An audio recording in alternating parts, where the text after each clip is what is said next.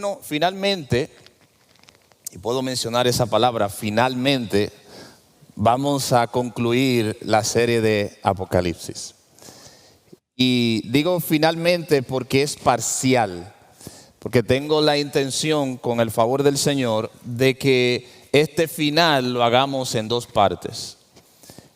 Y mientras estudiaba este capítulo 3 de Apocalipsis y la última iglesia que vamos a visitar, que es la iglesia de la Odisea,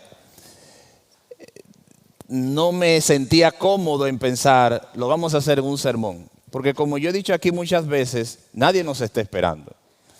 Esto no es una competencia, esto de quién corre más rápido. Y hay muchos detalles en esta iglesia que necesitan ser revisados con mucho cuidado y mucha sobriedad. Por eso, si el Señor nos permite, y Él no ha regresado, vamos a ver esta iglesia en dos entregas. Y yo espero que usted esté de acuerdo con eso. Si no, no hay problema, porque como quiera lo voy a hacer. Apocalipsis capítulo 3, versículos 14 al 22, hermanos, quiero llevarlos hasta allí. Vamos a hacer una parada en esta mañana en la iglesia de la Odisea. Y vamos a leer el texto que se encuentra en Apocalipsis capítulo 3, versículos 14 al 22. Si usted nos está visitando por primera vez o si usted nos está viendo por primera vez, esto corresponde a una serie de el mensaje de nuestro Señor Jesucristo a las iglesias de Asia Menor que encontramos del capítulo 2 y capítulo 3. Ya hemos recorrido desde el año pasado las 6 iglesias anteriores y hoy vamos entonces a introducir el final de la última iglesia, que es la iglesia de la Odisea. Y yo estoy seguro, porque hay gente que da seguimiento y me ha enviado mensajes con frases como esta. Ya yo leí la carta, yo voy a ver qué es lo que usted va a decir. O sea, como que están amenazando a uno. Yo nunca había visto eso en mi vida. Que el Señor los reprenda. ¿Qué voy a ver? Oye, ¿qué vamos a hacer nosotros? Dice la palabra del Señor, Apocalipsis 3:14. Y escribe al ángel de la iglesia en la Odisea.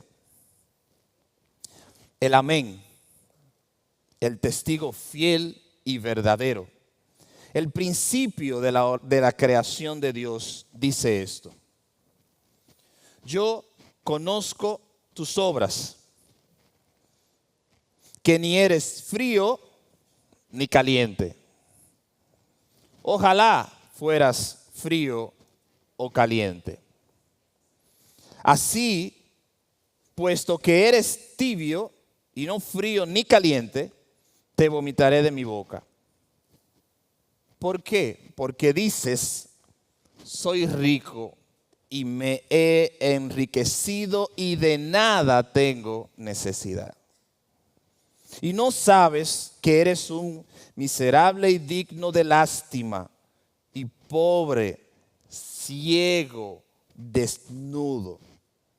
Te aconsejo que de mí compres oro refinado por fuego para que te hagas rico, y vestiduras blancas para que te vistas y no se manifieste la vergüenza de tu desnudez, y colirio para ungir tus ojos para que puedas ver.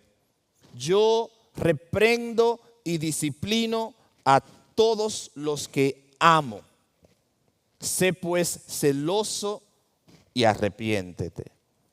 De aquí yo estoy a la puerta y llamo. Si alguno oye mi voz y abre la puerta, entraré a él y cenaré con él y él conmigo. Como yo también vencí y me senté con mi Padre en su trono, el que tiene oído, oiga lo que el Espíritu dice a las iglesias. Amén. Hemos estado en este viaje que probablemente, y no se sientan mal en reconocerlo porque a mí me pasó. Yo dije, ¿de qué es que estamos hablando? Porque uno se desconecta. Entonces, uno tiene que ir a revisar el hilo y ver cuáles han sido los aspectos que hemos estado señalando en cada iglesia. Y como hace tiempo ya que vimos la última iglesia, que fue la iglesia de Filadelfia, me gustaría dar un repaso muy breve de cada una de ellas, de las que hemos visto. El orden de las iglesias, como han sido puestas en el Apocalipsis, corresponde a un orden geográfico. Corresponde al orden en el que estaban situadas cada una de estas ciudades y las iglesias a las que ellas estaban. Y síganme con este resumen. Primero vimos la iglesia de Éfeso. La iglesia de Éfeso aprendimos que hay iglesias, hay creyentes que son celosos doctrinalmente, que son personas que conocen la palabra de Dios, la defienden con firmeza y con pasión. Son personas que doctrinalmente no tienen ningún competidor a su alrededor. Conocen la escritura desde la primera página hasta la última página. Comen Biblia, como nosotros decimos. Son personas con un manejo hermenéutico y exegético perfecto de las escrituras. Sin embargo, son personas cuyo amor y dedicación al Señor es débil. Por eso el Señor le hace un llamado a la iglesia de Éfeso y le dice: todo el que tenga oídos para oír debe escuchar al Espíritu y entender lo que Él dice a las iglesias. Y Él le dice a la iglesia, a los hermanos de Éfeso: a todos los que salgan vencedores les daré del fruto del árbol de la vida que está en el paraíso de Dios. En pocas palabras, el Señor está señalando en esta iglesia, y recuerden que cada una de estas congregaciones no necesariamente representa una iglesia como cuerpo, sino que representa la vida de cada uno de nosotros. O sea, hay personas aquí, y me incluyo, que podemos tener aspectos de la iglesia de Éfeso o podemos tener aspectos de la iglesia de Esmirna. Es como una radiografía donde nadie puede decir que no se puede sentir identificado con lo que el Señor dice a estas iglesias. La iglesia de Éfeso amaba la palabra de Dios, la defendía con fervor. Nadie tenía alrededor una capacidad de discernimiento bíblico como esta iglesia, pero el Señor los acusó de que no los amaba, de que la iglesia había abandonado el amor sincero por el Señor. De manera que podríamos tener una capacidad doctrinal loable, pero al mismo tiempo tener un amor que está ausente para con el Señor. Y aunque hablamos de la importancia de la doctrina, también recuerden que el amor es la base de todo el sistema y de todo lo que Dios hace en este mundo. Porque Dios envió a su Hijo al mundo por amor a nosotros. Es el amor la base. Luego seguimos a la iglesia de Esmirna. Me gustaría que vayan allí al texto bíblico y me sigan. La iglesia de Esmirna fue la segunda iglesia que vimos en esa ocasión.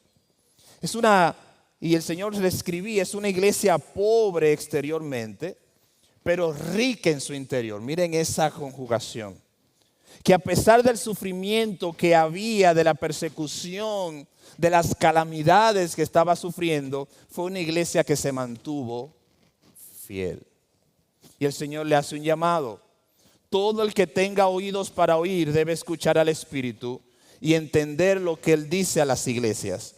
Los que salgan vencedores no sufrirán daño de la segunda muerte.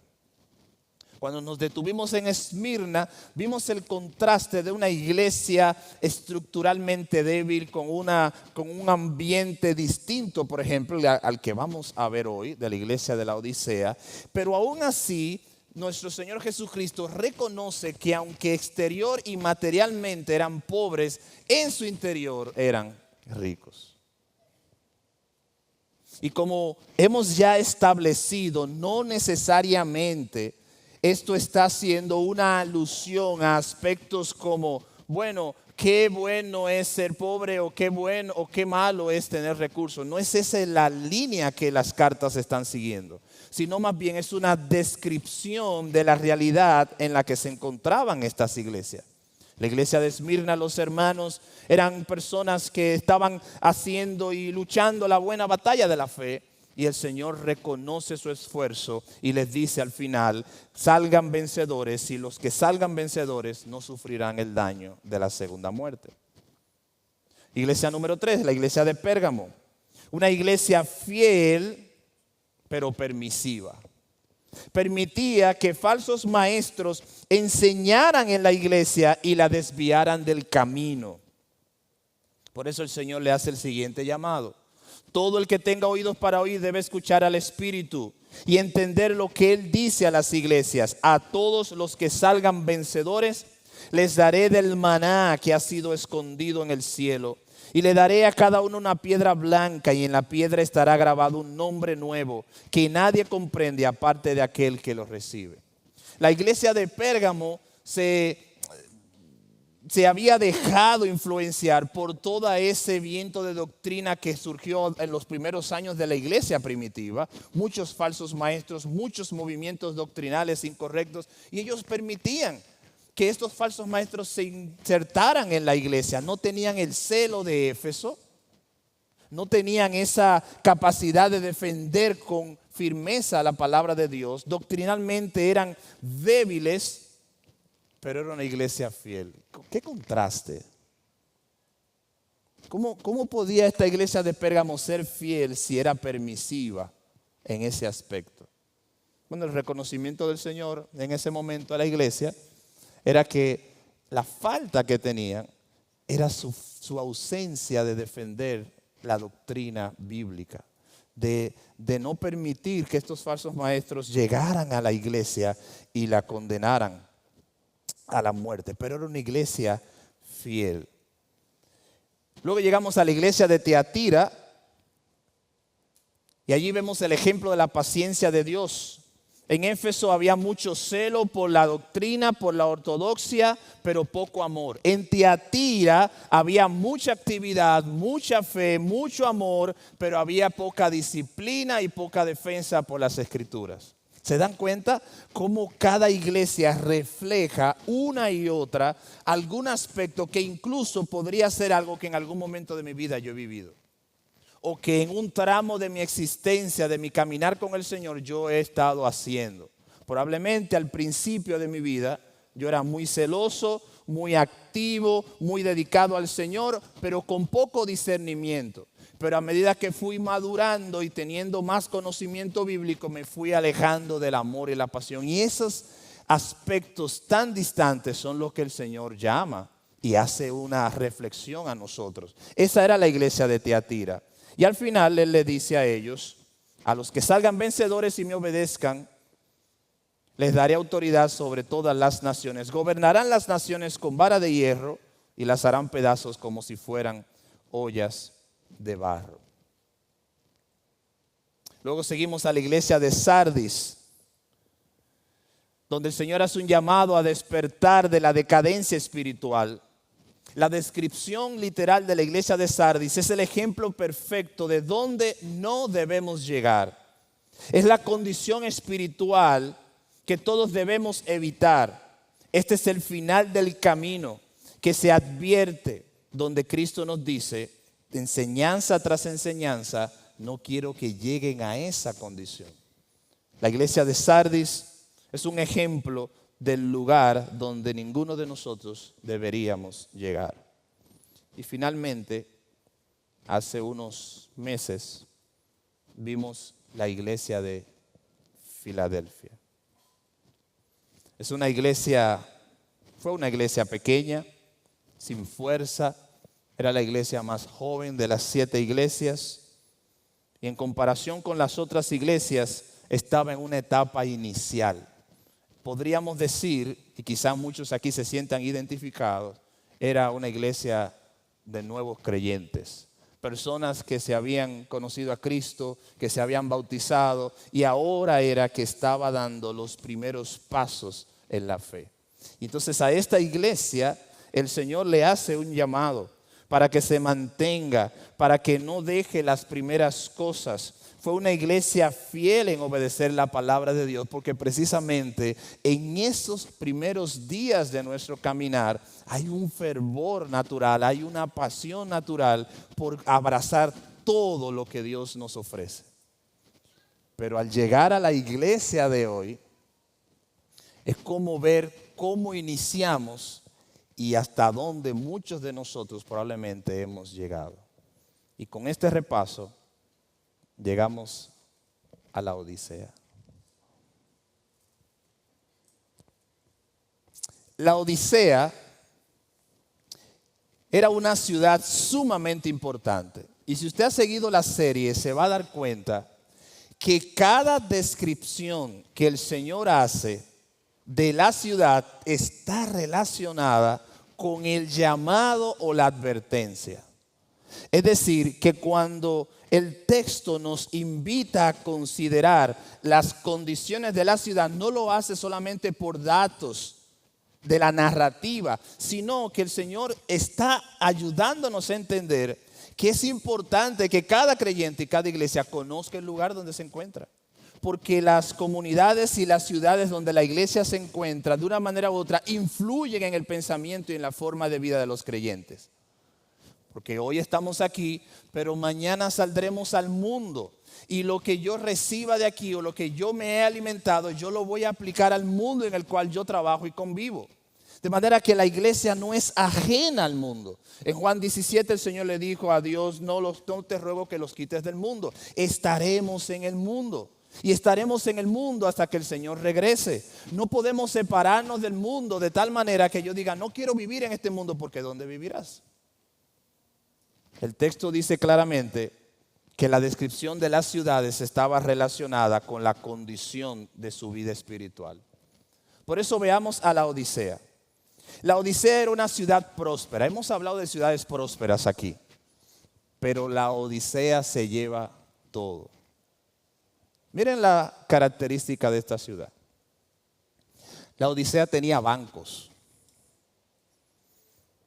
¿De qué nombre? No lo sé, ni Banreser, nada de eso. Bancos. La Odisea, hermanos, tenía una de las industrias textiles más importantes de Asia Menor. Ustedes han escuchado de la piel púrpura, ¿verdad?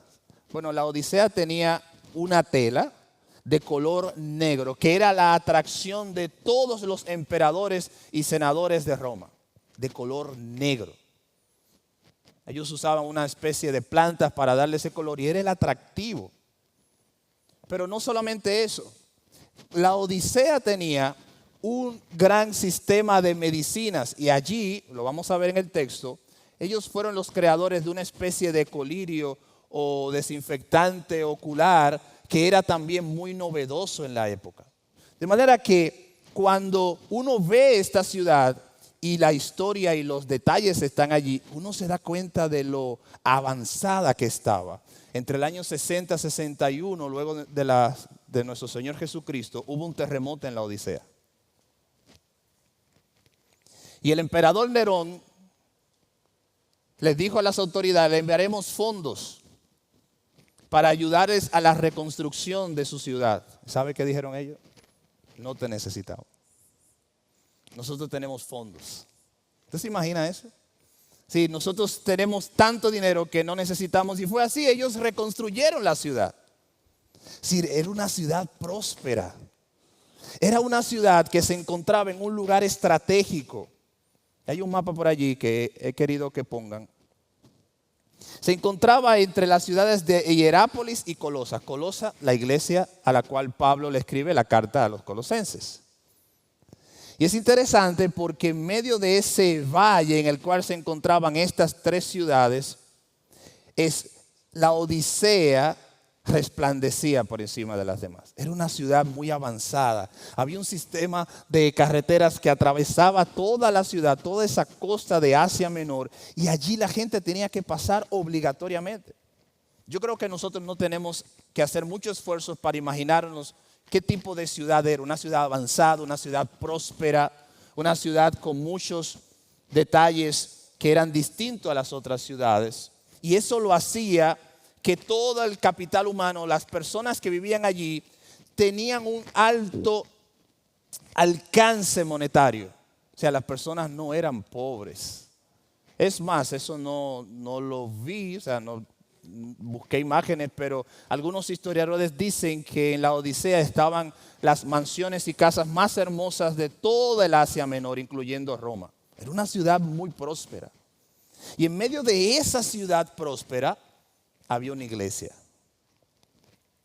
En medio de esa capacidad financiera había una iglesia. De manera que cuando vemos la iglesia, entonces nos damos cuenta que hay una relación directa entre lo que el Señor le dice a la iglesia y lo que está pasando en la ciudad. Vayan conmigo a Colosenses capítulo 2. Y voy a buscar algunos textos en Colosenses para ayudarnos a entender un poco esta ciudad. Pablo no fue el plantador o el fundador de la iglesia, pero Pablo estuvo muy apegado a la iglesia en la Odisea. Colosenses 2:1 dice el apóstol Pablo, escribiéndole a los colosenses, pero refiriéndose a los hermanos de la Odisea, le dice, porque quiero que sepáis cuán gran lucha sostengo por vosotros y por los que están, ¿dónde? En la Odisea. Y por todos los que nunca han visto mi rostro. Sigan conmigo, capítulo 4, versículo 13. Porque de él doy testimonio de que tiene gran solicitud por vosotros y por los que están en la Odisea y los que están en Hierápolis. ¿Se dan cuenta la cita? Versículo 15, ahí mismo capítulo 4. Saludad a los hermanos que están en la Odisea y a Ninfas y a la iglesia que está en su casa. Cuando esta carta haya sido leída entre vosotros, ¿cuál carta? La carta de Colosenses. Haced también que se lea en la iglesia de la Odisea. O sea que la misma carta de Colosenses se leyó ¿dónde? En la Odisea.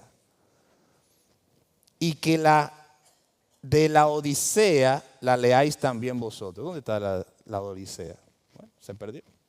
Pero aparentemente Pablo envió una carta a Colosenses, a la iglesia en Colosa, y envió una carta a la iglesia en la Odisea.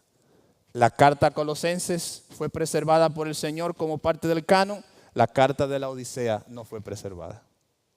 Pero hay una carta. Y estas iglesias estaban en cierta manera relacionadas. De forma tal que, aunque Pablo no fue el plantador de la iglesia tenía una importancia en el ámbito de las iglesias neotestamentarias y que empezaron a formar parte de las iglesias primitivas. Entonces, ¿qué queremos hacer hoy? Por eso le decía que entendía pertinente que hiciéramos 2 entregas. Pero ¿qué queremos hacer hoy? Luego de ver la iglesia, la ciudad, lo avanzada que era, lo confiada que era en sus avances financieros, tecnológicos, su empresa y todo eso, ¿qué le dice el Señor a la iglesia de la Odisea? Y lo que yo voy a hacer en esta mañana es que vamos a ver el perfil de los hermanos de la Odisea y en una próxima entrega vamos a ver cómo el Señor quiere que nosotros respondamos a esos perfiles. Entonces yo quiero ahora invitarles al versículo 15 y 17 de capítulo 3 de Apocalipsis. El Señor le dice, yo conozco tus obras, que ni eres frío ni caliente. Ojalá fueras frío o caliente. Así, puesto que eres tibio y no frío ni caliente, te vomitaré de mi boca. Porque dices, soy rico, me he enriquecido y de nada tengo necesidad. Tiene sentido ahora, ¿verdad? Y no sabes, le dice el Señor, que eres un miserable y digno de lástima y pobre, ciego y desnudo. Aunque la Odisea era una ciudad próspera y rica, aunque la ciudad era una ciudad avanzada, los creyentes habían sucumbido a ese atractivo material y habían olvidado los fundamentos que lo hicieron ser una iglesia cristiana.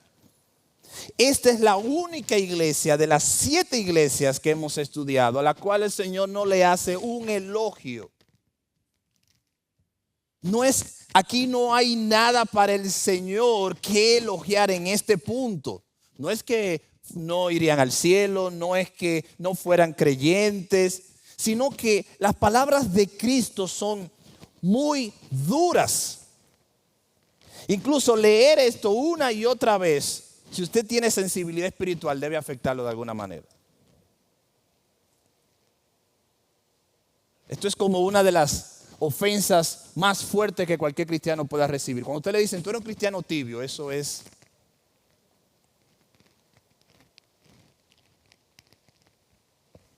Y uno no promueve la violencia, pero si me dicen tibio, hay problema. Yo conozco tus obras, ese es el estribillo de cada iglesia.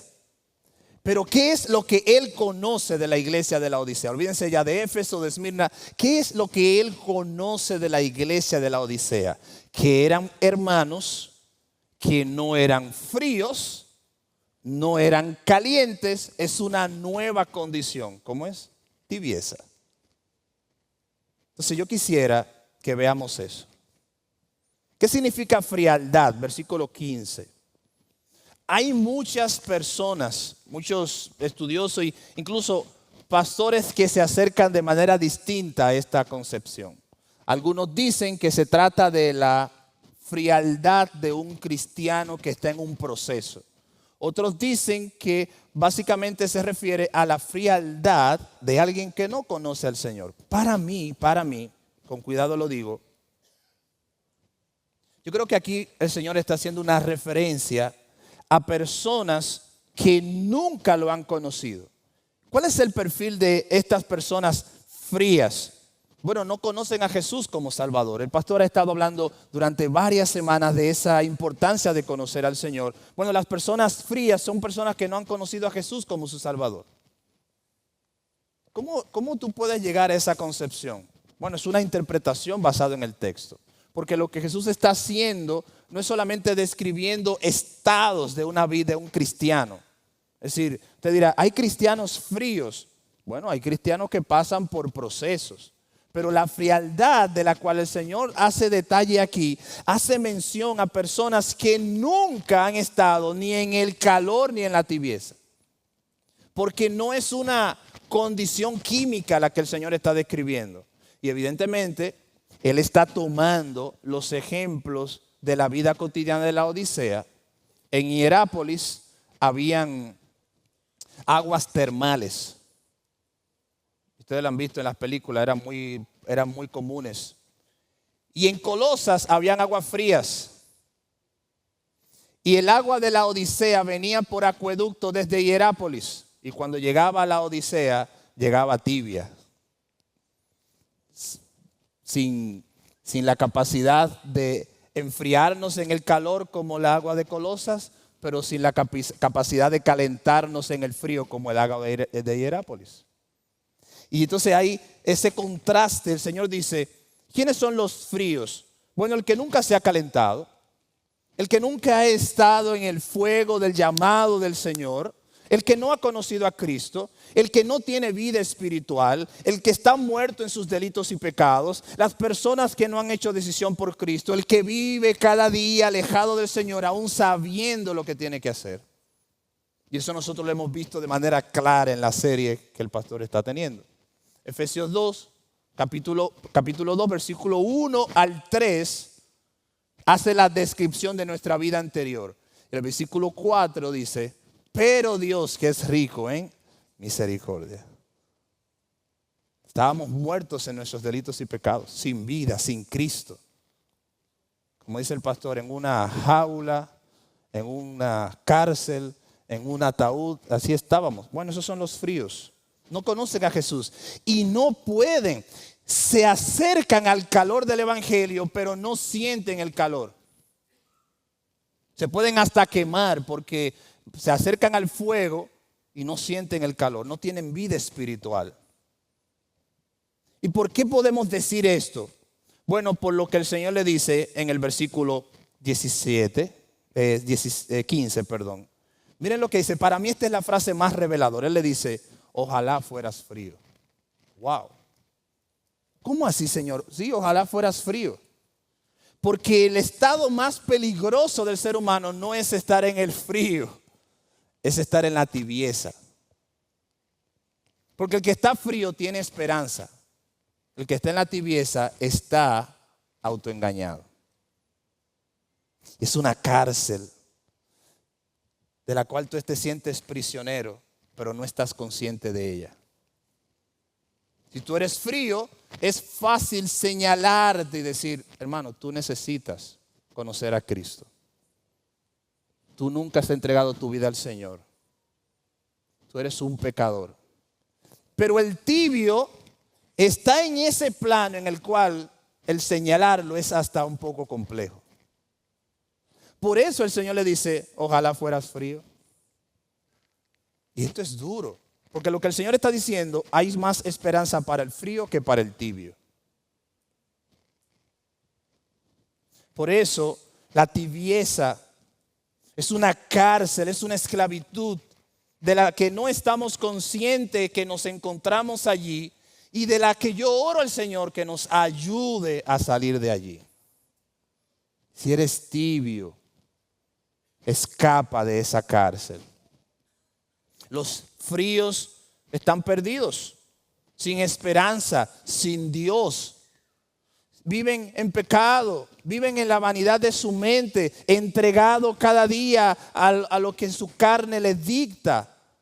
Pero cada día desde este púlpito, cada día desde las conversaciones nuestras con personas, se predica el Evangelio de Cristo para traer a los fríos al fuego del Espíritu Santo. Pero ¿cómo tú sacas a un tibio? Porque el tibio está entre nosotros. Y el tibio se parece. Y el tibio hace cosas de creyentes calientes. Y el tibio hace cosas que parecen que están en el fuego, pero son tibios. Y yo creo, no es algo que leí ni nada, pero yo creo que hay una forma muy ordenada en la que Juan organizó, no solamente de forma geográfica, sino en el sentido, el orden de las iglesias. Porque tú tienes a Éfeso como la primera iglesia, una iglesia fervorosa doctrinalmente, y miren cómo terminamos con los hermanos de la Odisea. Hermanos que habían probablemente atravesado un gran tiempo espiritual y ahora habían llegado a un punto de tibieza. Algunos autores dicen que esta tibieza no quiere decir que es un proceso que va hacia adelante. Por eso decía, no es un estado químico. No es que yo era frío, ahora estoy tibio, entonces me voy a llegar a ser caliente, porque incluso racionalmente no funciona así. Nadie pasa de frío a tibio. Para que haya tibieza tiene que haber ¿qué? Calor. Pero esa tibieza la produce un calor que es insuficiente para llevar a los grados necesarios ese líquido para que entonces sea caliente. Sino que te mantienes allí nadando en esas dos aguas. Yo no sé si me estás escuchando, pero esa es la pregunta central de esta mañana. ¿Te estás calentando lo suficiente o te mantienes alejado del fuego para no quemarte y consumirte por el Evangelio de Cristo? Eso es para nosotros. Los fríos no son cristianos. Tienen la esperanza del Evangelio. Es a ellos a quienes les llamamos a venir a Cristo, que se conviertan de sus malos caminos, que vengan al Señor, que busquen a Cristo.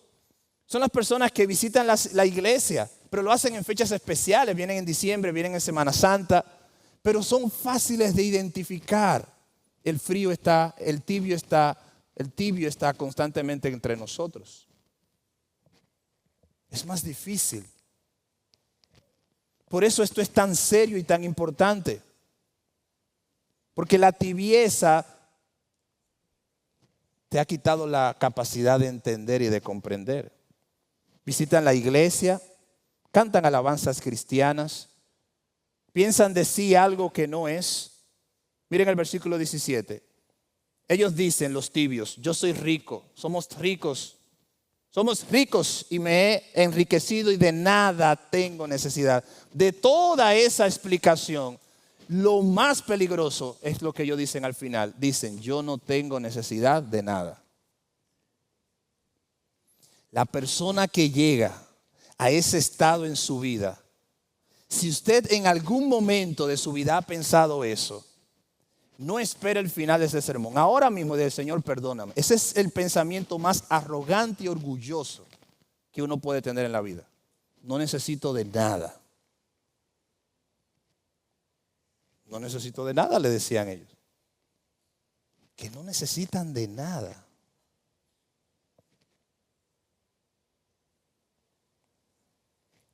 La respuesta del Señor no es menos contundente. Porque esta frase, este pensamiento es sumamente peligroso. Y el Señor le dice, te tengo que decir algo distinto.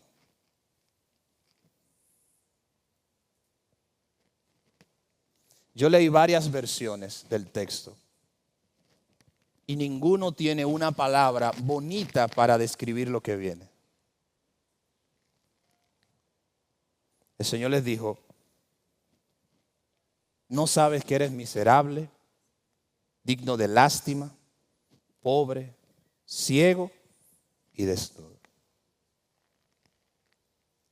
Cuando una persona llega a su vida a decir, yo no tengo necesidad de nada, hermanos, está demostrando que en el corazón de esa persona no hay un espacio en el cual Dios tenga el control.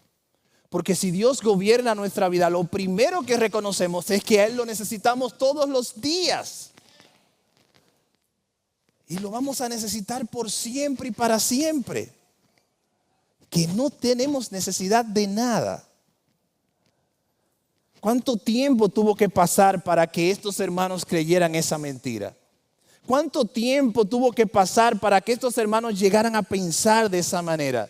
Somos ricos. No tenemos necesidad. Es un grado de soberbia inimaginable. El ser humano puede ser rico materialmente. El ser humano puede tener todo lo que su corazón anhele. Pero si no tiene a Cristo, es el más pobre de todos los seres humanos. La prosperidad y la abundancia de la ciudad de la Odisea infectó la iglesia cristiana. Y no me malinterpreten.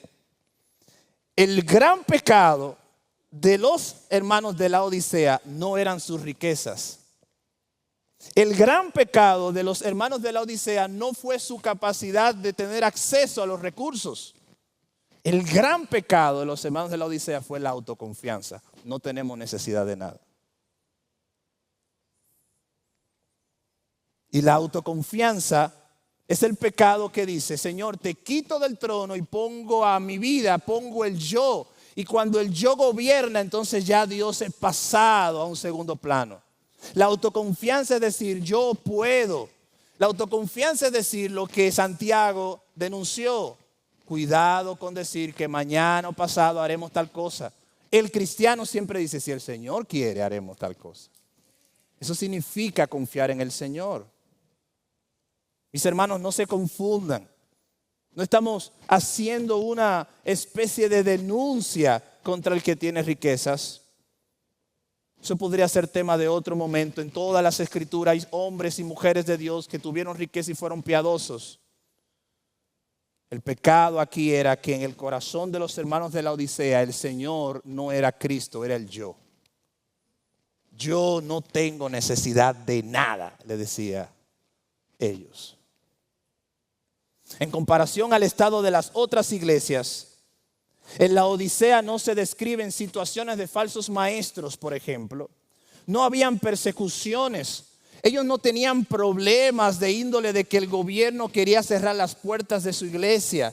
Ellos no tenían problemas en que habían falsas enseñanzas que estaban destruyendo y socavando los fundamentos de la iglesia. El problema de esta iglesia era uno más sigiloso, más cauteloso y que muchas veces es pasado desapercibido: la tibieza espiritual.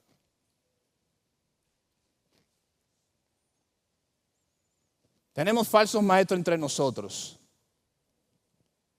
Aquí hay personas que predican un falso evangelio. Un ejemplo, ¿ok? No es que estoy señalando a nadie que se sienta ofendido. Pero ¿cómo? Eso es fácil de identificar, porque la persona está enseñando. Mira, lo que tú enseñas no es correcto. La persona está tratando de atraer a otros hacia la falsedad. Eso es fácil de identificar. Pero ¿cómo identificamos la tibieza? Si el tibio se mantiene allí, pero no se entrega. Si el tibio se mantiene allí, pero no se va del otro lado. Se mantiene allí en las sombras para poder presentar una imagen. Son las personas que no se comprometen más allá. Ni en la iglesia, ni en la célula, ni en la familia. No hay un compromiso que tú digas: radicalmente me entrego al Señor por el resto de mi vida. No existe eso. Sino que están allí bailando en dos aguas. El enemigo de esta iglesia no era la persecución, era la condición de su propio corazón. El enemigo de esta iglesia no era que habían falsos maestros, sino que ellos mismos estaban enseñando lo que ellos querían. El enemigo, hermanos, era el orgullo y la soberbia. Y hay un autor que hace, basado en esta carta, una especie de comparación, y es lo que se llama las ironías de la iglesia de la Odisea. Y él se llama Wayne Mueller. Y él hace una especie de lista de las ironías de la Odisea. Y miren las ironías de la iglesia de la Odisea. Cuando ellos dicen: yo no tengo necesidad, vayan conmigo al versículo 16. ¿Qué le dice el Señor? El Señor le dice que ellos tienen necesidad de tres cosas. Uno, le dice que están desnudos. Otro le dice que son ciegos. Y otro le dice finalmente que ellos son pobres. Entonces, estas ironías son respondidas por el Señor, porque el Señor les dice a ellos lo siguiente. Primero, a diferencia del oro más puro que ellos atesoraban en sus bancos muy famosos, donde las personas iban a comerciar y a intercambiar bienes y servicios, ellos pensaban que eran la base de todo el sustento económico de la región. Dice Wayne Mueller: a diferencia del oro más puro, el evangelio no tiene la más mínima impureza, porque el evangelio es el oro refinado por el fuego. Por eso el Señor le dice a ellos: ustedes creen que son ricos, pero en verdad, ¿qué le dice? Son pobres. Porque las riquezas de las que yo hablo están en los cielos, donde ni la polilla ni el orín corrompen. Las suyas están en la tierra. Pero no solamente les dice eso, sino también que les dice a ellos: el perdón de los pecados es mucho mejor que las ropas más finas. Recuerden la capacidad textil. Porque ofrece, ¿de qué color la vestidura? Blanca. ¿Y de qué color hacía la famosa tela de la Odisea? Negra. ¿Ven el contraste? La ironía. Mientras ustedes venden una tela muy costosa, apreciada por todo el mundo, las únicas vestiduras, las únicas ropas que el Señor reconocerá en su presencia son los que estén vestidos de blanco por la sangre de Cristo. Tú puedes ir con todas tus ropas finas. Eso pensaban los grandes emperadores y reyes del pasado. Todos eran enterrados con sus bienes. porque ellos pensaban que en el más allá los iban a necesitar. Wow, qué forma tan primitiva de pensar. ¿Y usted cree que no hay gente que piensa así hoy? Él sabe que no se lo pueden poner en la caja, pero lo gasta todo aquí porque comamos y bebamos porque mañana moriremos. Y número 3, no solamente eran pobres, no solamente estaban desnudos, sino que dice Wayne Mueller en esta cita, en comparación con los colirios terrenales, recuerden, esa medicina para los ojos, la palabra de Dios provee salud porque quita la ceguera espiritual. De manera que ellos pensaban que tenían ropas, que tenían riquezas y que tenían la solución a la ceguera. Y Jesús le dice, ustedes son pobres, ciegos y están desnudos. Así que una persona tibia piensa algo de sí que no es. Y como esto se teje en los pensamientos, la única persona que puede entrar hasta lo más recóndito de los pensamientos y del corazón de tu vida es Dios. Y si Él en este momento te está advirtiendo sobre eso, es porque Él te ama. Y te quiere decir que no te quedes allí. Es peligroso, muy peligroso. Para muchos de nosotros, el deseo más ferviente de nuestras vidas es la adquisición de riquezas. Ese es el combustible que mueve nuestras almas. El deseo de no tener necesidad de nada, como los laodicenses. Sin embargo, mira las palabras de Cristo. Mira el cuestionamiento de Cristo. Piensa en estas cosas. ¿Qué tiempo te tomará? ¿Qué tiempo te tomará darle a tu alma todo lo que ella quiere? ¿Qué tiempo te tomará darle a la carne todo lo que ella desea? ¿Qué tiempo, qué cosas, cuáles cosas en esta vida tienes que sacrificar por llegar a ser un cristiano tibio? ¿Vale la pena? Los laodicenses en este esquema es la última esperanza de hacernos recapacitar de que si no estamos en el fuego del Evangelio, si no estamos en Cristo, si Él no es nuestro Señor y no el yo, entonces ya no queda más sacrificio por nuestras vidas. Esta es una carta muy confrontadora. Jesús no habló de esto solamente aquí. En los evangelios habló en muchas ocasiones a los religiosos de estas cosas. Y les advirtió de en qué invertimos nuestras vidas. Pablo le dice a Timoteo en 2 Timoteo 1:6, por lo cual te recuerdo, te animo a que avives el fuego del don de Dios que hay en ti por la imposición de mis manos. En pocas palabras, Timoteo, ven al fuego otra vez. No solamente vengas en tiempos de frío y pongas las manos para calentarte. Ven al fuego del Evangelio, ven, entrégate al Señor. ¿Tienes 20, 30, 40 años? Lo que has vivido, lo que has visto, lo que has hecho, ¿ha llenado eso que estás buscando? ¿Ha satisfecho tu búsqueda? ¿Ha sido algo que merece la pena?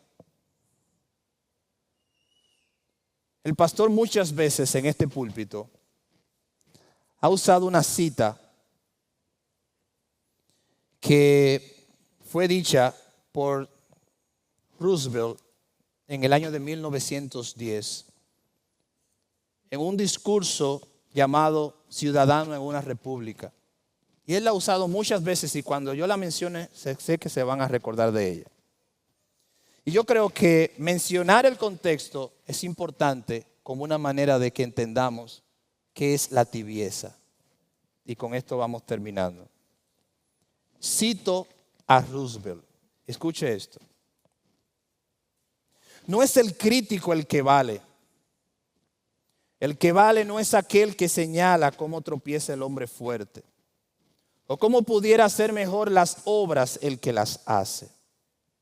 El crédito corresponde al hombre que realmente está en la arena, que está en la batalla, que está luchando, cuya cara está empañada por el polvo, el sudor y la sangre, que se esfuerza valientemente, que yerra, que falla una vez y otra vez.